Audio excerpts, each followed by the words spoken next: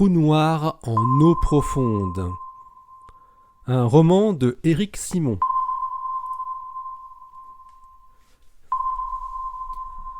Chapitre 20.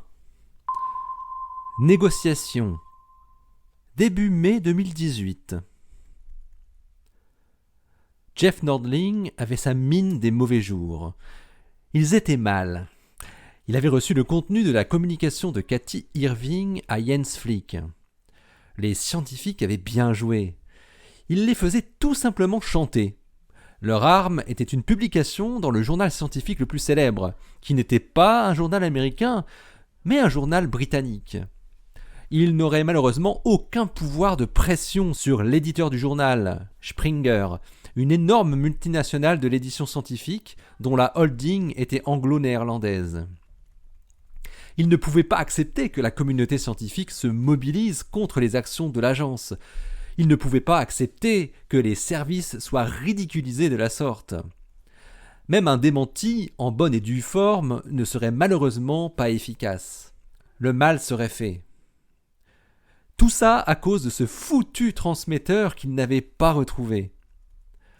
Ils étaient pourtant allés très vite en Nouvelle-Zélande, dès le 23 avril 2017.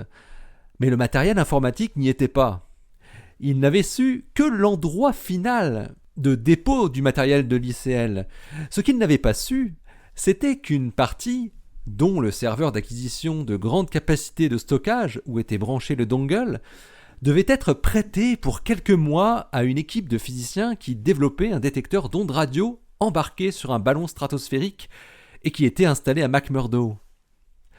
2 agents avaient arpenté les laboratoires de Christchurch alors que le dongle se trouvait encore sur le continent blanc. Ce n'était que plus de 6 mois plus tard, en décembre 2017, que Mary Mackenzie avait réceptionné le serveur et son dongle. « De quoi tu te plains, Jeff ? C'est toi qui mènes le jeu. Regarde comme ils sont aux abois. Ils croient qu'ils nous font chanter, mais au contraire, on les tient. On a réussi notre manip. » Tu veux dire qu'ils ne publieront pas leur truc si on relâche notre petit chinois et qu'on laisse tranquille le Canadien ? Je crois que c'est clair dans ce qu'elle écrit. Ils veulent juste ça, visiblement, donc on est bon. Ouais, en théorie, mais il y a un truc que tu sais pas. Quoi donc ?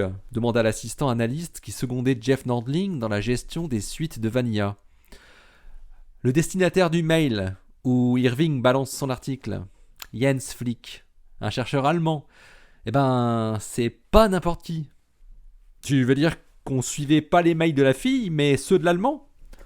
Ouais, les deux en fait. Tu as fait suivre tous les membres de la collaboration EHT ? Non, l'allemand, lui, il est spécial. Il est suivi depuis plus de 20 ans. Enfin, depuis Snowden, il n'a rien produit d'intéressant, mais on continuait à le suivre. C'est un agent du FSB. Ah ouais ? Ouais. C'est un historique qui fait partie du réseau Dresden. Un transfuge du KGB, quoi. Ouais, donc je me dis que la fille n'a pas fait ça au hasard. D'abord, le long mail où elle racontait qu'ils avaient des preuves, et maintenant, ce mail avec cet article qui parle de nous, elle doit savoir qu'en contactant Flick, elle nous parle en direct. Donc, elle saurait que ton Allemand est un agent russe qui est écouté par nous ? Je vois que ça, répondit Jeff. Au moins qu'il est bien écouté. Et ça veut aussi dire que les Russes savent tout sur Vanilla maintenant. Et donc on peut penser que les Chinois ne sont pas loin non plus. Ton objectif c'était bien le silence public, non ? Ouais, mais ça me plaît pas que l'info passe aussi facilement comme ça au FSB. En plus, si on relâche la pression, ils ne publieront pas leur truc. Et donc, les Russes et les Chinois sauront qu'on a lâché le morceau. Et alors, mais qu'est-ce que ça peut faire ? Ça serait pas la première fois. Question de fierté. Mais en fait, je me demande s'il faudrait pas qu'on lâche le morceau, mais qu'on les laisse quand même publier leur truc, tu vois. Ah ouais, carrément, mais c'est un poil risqué ton idée, mec. Et ça va à l'encontre de ton objectif, je te rappelle. Je sais... L'idée, tant qu'on y est, ça serait de mettre les Russes sur une autre piste. Chinoise, par exemple. Ah, tu veux foutre le bordel entre eux, répondit l'assistant. Mais pourquoi pas ? Bon allez, il est temps d'aller récupérer notre transmetteur radiofréquence avant que les Ruskov se fassent passer pour nous. Pour l'idée que je viens d'avoir, faut encore que je réfléchisse un peu. Jeff Nordling appela directement Cathy à son bureau. Il lui demanda à quel moment il pouvait venir la voir après s'être naturellement présenté sous sa véritable identité et fonction. C'était seulement le lendemain de son envoi à Jens. Cathy fut prise de court sur l'instant. Il lui expliqua qu'il avait concocté un deal et il lui avait demandé de pouvoir la rencontrer en compagnie de qui elle souhaitait de son laboratoire. Elle avait balbutié un « Oui, bien sûr, avant la fin de la semaine, en fin de journée ?» Il avait répondu « Jeudi, 16h, ça irait ?» Cathy avait accepté et aussitôt le téléphone raccroché, avait couru dans le bureau de Paul, qui était heureusement là.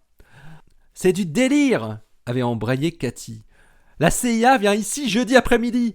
Ils viennent de m'appeler pour me demander un rendez-vous. » « Et ils t'ont dit pourquoi ?»« Le type m'a parlé d'un deal qu'on passerait entre eux et nous. » « Waouh, quelle efficacité! Bravo, Cathy! Un mail et hop, la CIA débarque.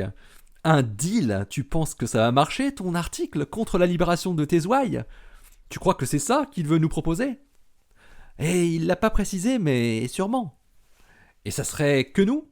Et Ice Cube, ils ont leur mot à dire quand même. Absolument. Le type que j'ai eu, l'agent Nordling, m'a dit qu'on pouvait être plusieurs à cet entretien. Enfin, je sais pas comment appeler ça, cette négociation. Bon, il faut faire venir quelqu'un de Ice Cube. Ton copain, peut-être? Ouais, je sais pas s'il sera partant ou si ça serait mieux que ce soit quelqu'un de plus haut placé. Je vais voir avec lui. Ils arrivèrent à deux, Jeff Nordling et Brett Valentino, agents de la CIA avec plaque officielle, costard à $1000, cravate élégante et jolie coiffure. Pour l'EHT étaient présents Paul Grise et Cathy Irving, et pour Ice Cube, Francis Halfen, le big boss en personne, et Ted Eisner, venu spécialement à Boston depuis Madison. Paul avait réservé pour l'occasion la grande salle de réunion du premier étage. Après un rapide coup d'œil à la salle de réunion, et notamment à son système de visioconférence, Nordling demanda à Paul Grise si l'entrevue pouvait se faire dans une autre salle, sans dire pourquoi. Le petit groupe arpenta alors le long couloir et se rabattit sur une petite salle plus intimiste qui n'était pourvue ni d'écran, ni de caméra, ni de micro. Après avoir fait les remerciements d'usage et que chacun se soit présenté, Jeff Nordling prit la parole. Messieurs, dames, nous savons que vous avez obtenu des données sensibles en Antarctique concernant une opération clandestine. Nous savons que vous pensez qu'il s'agit d'une opération montée par nos services et que vous êtes prêts à rendre publique cette information. Nous souhaitons que cette histoire, qui impliquerait soi-disant nos services, reste confidentielle et ne soit pas révélée au public. Par ailleurs, nous savons que 2 de vos collaborateurs sont actuellement poursuivis par la justice américaine. Il se trouve que nous avons des moyens d'action pour invalider ces procédures judiciaires. Nous vous proposons simplement un accord. Votre silence sur ce que vous avez découvert dans vos données radioastronomiques contre la libération immédiate de vos collègues. Jeff Nordling était allé droit au but. Il détestait tourner autour du pot et faire des circonvolutions oratoires. La première étape du deal était mise sur la table.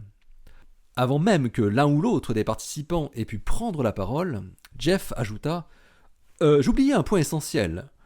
Vous avez, semble-t-il, retrouvé un objet compromettant, un transmetteur radio. Nous souhaitons, bien entendu, le récupérer. Cela fait partie de notre accord, cela va sans dire. Et aussi, bien entendu, tous les enregistrements que vous avez pu faire concernant l'opération en Antarctique. Toutes les copies. »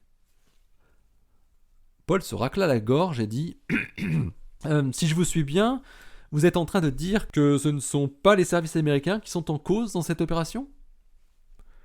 Nous vous proposons simplement de ne pas mentionner les services de renseignement américains si vous rendez publique cette affaire. Le plus important pour nous est que vous nous fournissiez le transmetteur radio et les copies des données que vous avez enregistrées. Et nous ferons ce qu'il faut pour blanchir messieurs Cheng Li, Kyle Leonard, ainsi que pour éteindre les poursuites néo-zélandaises à l'encontre de madame Cathy Irving et monsieur Ted Eisner, ici présent. Francis Halfen prit la parole. Tout indique que ce sont les Américains qui sont à l'origine de l'espionnage de notre expérience Ice Cube. Vous ne pouvez pas le nier. Ceci est un acte extrêmement grave. Cathy jeta un regard interrogateur vers Ted, comme pour lui dire « Mais qu'est-ce qui lui prend ?» Vous voulez maintenir vos accusations envers les services de renseignement américains ? Demanda l'agent Valentino. Nous ne pourrons rien faire contre les actions judiciaires en cours si c'est ce que vous voulez vraiment faire, surenchérit Nordling. Non, on peut tout à fait ne pas publier l'article que nous avions envisagé, s'élança Cathy. Vous avez raison, nos preuves ne sont pas sûres à 100%, et en tant que scientifiques, nous n'avons pas forcément été très rigoureux. Il est vrai que nous allons peut-être un peu vite dans notre conclusion. Je ne vous le fais pas dire, embraya Jeff Nordling. Mais pourquoi vous êtes ici aujourd'hui alors ? Répondit Francis Halfen, plus remonté que jamais. Si vous n'aviez rien à voir avec tout ça, vous ne vous seriez pas déplacé, vous auriez pu simplement émettre un démenti en nous ridiculisant. Ce que vous voulez, c'est récupérer toutes les preuves que nous avons, c'est tout. Parce que vous savez que ce sont de véritables preuves contre vous. Nordling commençait à être quelque peu irrité par ce double discours qu'il n'avait pas prévu. Les gens de Ice Cube avaient moins à perdre que ceux de l'EHT, et il semblait que les deux collaborations ne s'étaient pas concertées avant cette entrevue. Ted prit alors la parole. « Ce que veut dire Francis, c'est qu'il faut que vous arrêtiez de nous prendre pour des truffes. Nous savons pertinemment que vous êtes à l'origine de tout ça, et nous savons pourquoi. Et nous savons aussi que vous avez délibérément entrepris des actions judiciaires contre les deux jeunes chercheurs qui ont découvert ça. Et nous avons compris votre marché, votre deal. Oui, on peut se taire et ne pas divulguer toute l'affaire, mais à nos conditions, pas aux vôtres. » Nordling et Valentino écoutaient sans un seul rictus. Cathy enchaîna directement. « Vous libérez immédiatement Cheng Li, vous publiez un texte d'excuse pour son emprisonnement illégitime, vous le dédommagez pour le préjudice causé, $50,000, vous blanchissez totalement Kyle Leonard des accusations qui lui sont portées, vous dédommagez la collaboration EHT pour le préjudice causé, l'énorme préjudice causé. $1 million, lança Paul. Cathy reprit. Et on garde une copie des données parasitées du SPT. Le dongle, votre transmetteur radio, là, ça, on vous le rend. On n'en a rien à faire. C'est tout ça, ou bien on publie. Et je vous précise que ça ne sera pas dans n'importe quel journal scientifique. L'information sera reprise dans toute la presse scientifique qui sera à son tour reprise par toute la presse grand public. Jeff Nordling se redressa sur sa chaise, puis regarda les 4 chercheurs qui étaient assis face à lui, un par un, en faisant pivoter ses yeux de droite à gauche. « Bien, je vois que vous êtes gourmand. Vous savez, nous avons des moyens puissants de surveillance des données qui transitent par les réseaux informatiques. » Cathy lança un regard empli de crainte vers Paul et Ted. Jeff poursuivit dans sa lancée. « Il y a quelques semaines, nous avons intercepté un fichier très intéressant qui a circulé entre le Smithsonian Center for Astrophysics et le Max Planck Institute en Allemagne. Une image où on voit un cercle orange sur fond noir. Vous voyez de quoi il s'agit, j'imagine ?» Cathy frémit. Paul ne put s'empêcher de chuchoter entre ses dents. « Les salauds !» Ils avaient très vite compris ce qu'il allait dire ensuite.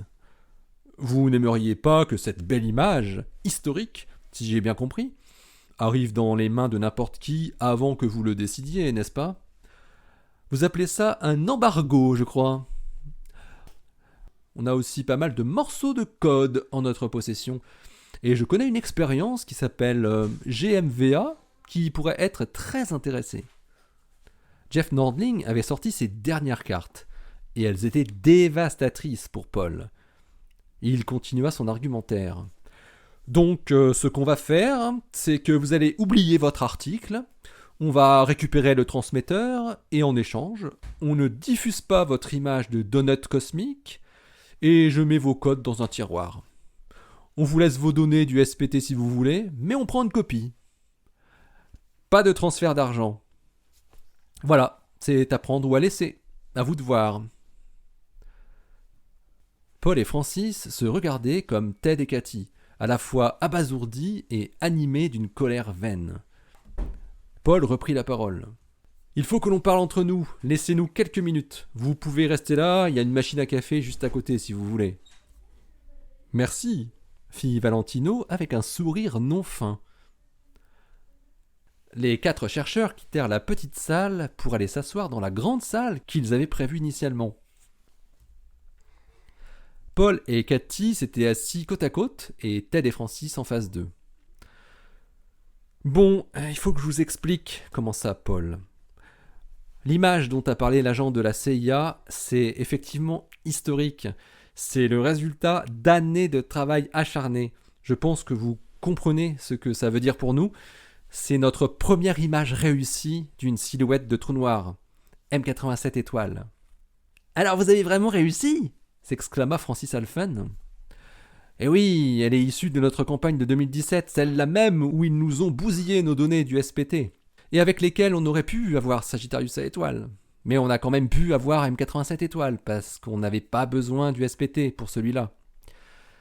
Bref, tout ça pour dire que cette image est inestimable pour nous. Elle va être notre emblème pour plusieurs années.